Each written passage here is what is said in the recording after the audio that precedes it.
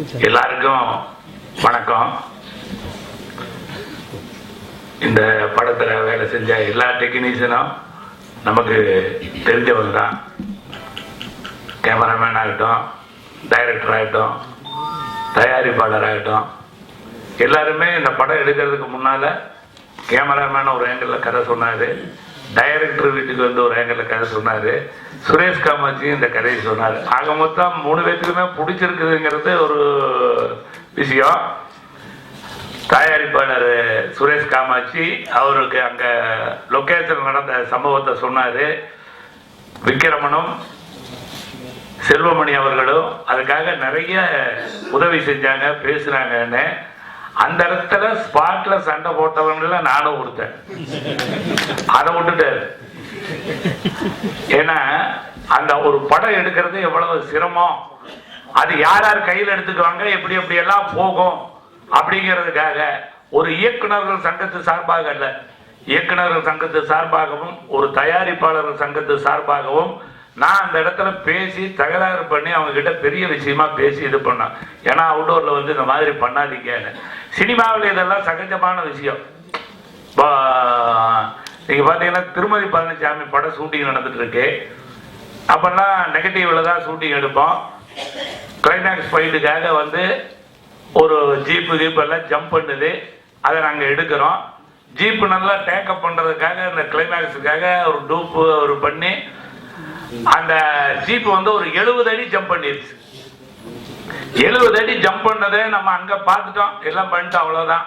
அதுக்கப்புறம் இங்க வந்து மெட்ராஸ்ல அந்த நெகட்டிவ் டெவலப் பண்ணி பிரிண்ட் போட்டு அதை பார்க்குறோம், ரஸ்ஸா பார்க்குறோம். பார்க்கும் போதும் நானும் சத்யராஜ், அந்த படத்துல ஹீரோ சத்யராஜ், எல்லாரும் அதை பார்க்குறோம். பார்த்த உடனே அந்த ஜம்ப் பண்ணது அந்த ஹைட்டு பார்த்த உடனே சத்யராஜ் அப்படியே கை தட்டினாரு. டூப்பு பிரமாதமா பண்ணியிருக்காருங்க அப்படின்னா. நான் சொன்னேன், அவன் ஒரிஜினல்யா, நீ தான் டூப்பு. நீ அவனை டூப்புங்கிற உனக்கு 25 லட்சம் ரூபாய் சம்பளம், அவனுக்கு 250 ரூபாய் சம்பளம். இதுதான் சினிமா. தம்பி ராமையா பாடினாரு அப்படின்னாங்க. தம்பி ராமையா பாடினது வேற. 8 போட்டா டிரைவிங் லைசன்ஸ் வாங்கணும் அப்படின்னா நீங்க ஒரு டிரைவரா இருந்தாலும் சரி, கார் டிரைவரா இருந்தாலும் சரி, பைக்கா இருந்தாலும் 8 போட்டா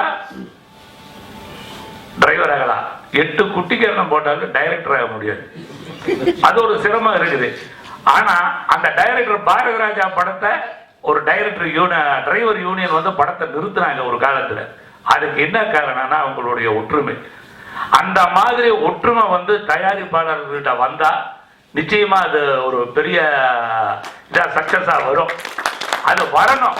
அந்த அது வந்து ஒரு இதுதான். நான் இதை ஒரே ஒரு விஷயத்த சொல்லி முடிச்சிடறேன். நான் ஒரு 7 சாங் கம்போஸ் பண்ணி வச்சிருந்தாரு இளையராஜா. அது ஒரே படத்துக்கு தான் கொடுப்பேன்னு.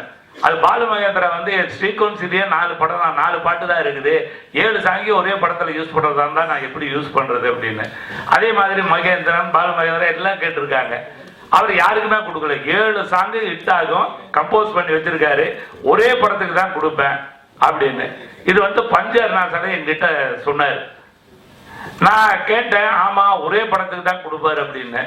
ஒரு மியூசிக் டைரக்டருக்கு இவ்வளவு திமிர் இருந்தா, அதாவது தயவு செஞ்சு தப்பா நினைச்சுக்க, தொழில் திமிர், அந்த தொழில் திமிர் இருந்தா ஒரு ரைட்டர் எனக்கு எவ்வளவு தொழில் திமிர் இருக்கணும்னு அதை என்ன டியூன் கேட்கணுங்கிறதுக்காக போய் இளையராஜா கிட்ட சொல்லி கேட்டு அந்த 7 சாங்கி வாங்கி பண்ண கதை தான் வைதேகி காத்திருந்தார்.